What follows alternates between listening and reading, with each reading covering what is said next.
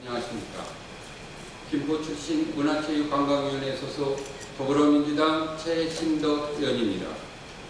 오늘 본 의원은 지난 8월 12일 한강 상류에서 구조 출동 중 신곡수중부의 빠른 물살에 휩쓸려 보트가 전복되는 사고로 김포의 젊은 두 소방관이 희생된 안타까운 사고에 애도를 표하며 생명을 빼앗고 생태를 위협하는 일이 다시는 발생하지 않기를 위해서 신곡수중부 철거를 더 이상 미뤄서는 안 된다는 절박한 심정으로 이 자리에 섰습니다.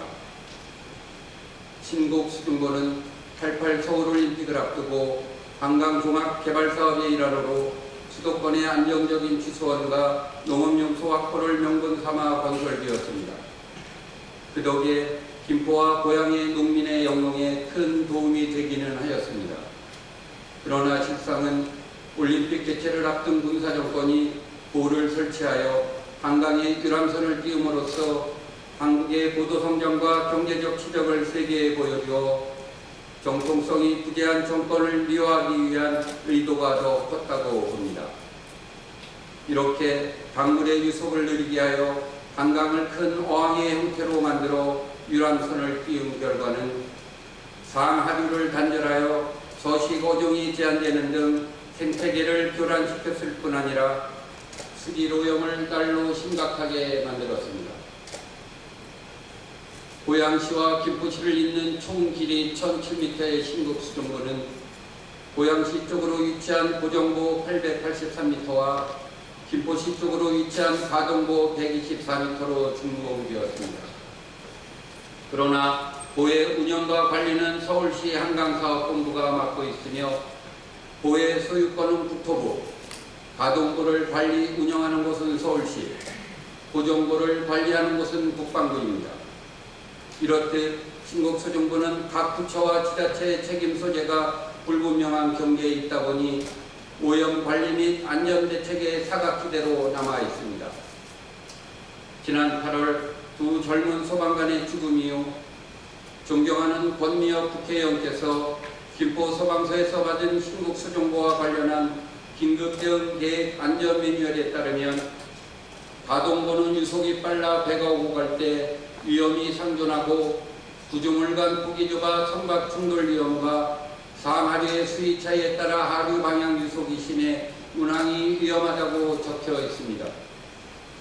그리고 김포시에서 실시한 용역 보고서에도 흐르는 물의 처리 시간 증가로 수질이 크게 악화되었을 뿐 아니라 하상토의 오염도 점점 정도가 심해진다고 합니다. 특히 수중부 상류 쪽에 쌓인 토사는 안전사고의 직접 원인이 되고 있습니다. 최근 5년간 신곡수중부 인근에서 발생한 사고로 구조대원이 출동한 내역을 살펴보면 2014년부터 올해까지 모두 12건으로 주로 선박이 보에 걸려 좌초되거나 보 상하류 낙차에 의해 발생한 급류로 뒤집힌 사고였습니다. 한강 하류의 김포 쪽은 옛날부터 유속이 빠르고 수심이 깊은 곳인데 가동부의 설치로 더욱 침식이 가속되고 있습니다. 김포 쪽에 제방공사를 하여 침식 현상을 보완하였지만 이는 임시 처방일 뿐 지속되는 침식에 대한 근본 대안은 되지 못합니다. 더구나 서울시가 한강의 녹조 현상을 해결하기 위해 보의 상시 개방을 검토하고 있다는데 이렇게 된다면 한강 하류의 준치가 사라지는 것은 물론 한강 개방까지 터져 홍수 피해를 입을 위험이 상존하게 됩니다. 이는 온전히 김포 시민의 삶을 위협하는 요소로 다가오기 때문에 본 의원은 심각한 우려를 하지 않을 수 없습니다. 이처럼 신곡수중부는 현재 홍수 위기와 인명피해 및 생태계 교란의 주범으로 전락해 버렸습니다. 이에 본 의원은 신곡수중부를 하루빨리 철거하여 한강 본래의 물길을 열고 생태계를 복원시키기를 촉구합니다. 소중한 생명이 희생되는 일도 더 이상 없어야 할 것입니다.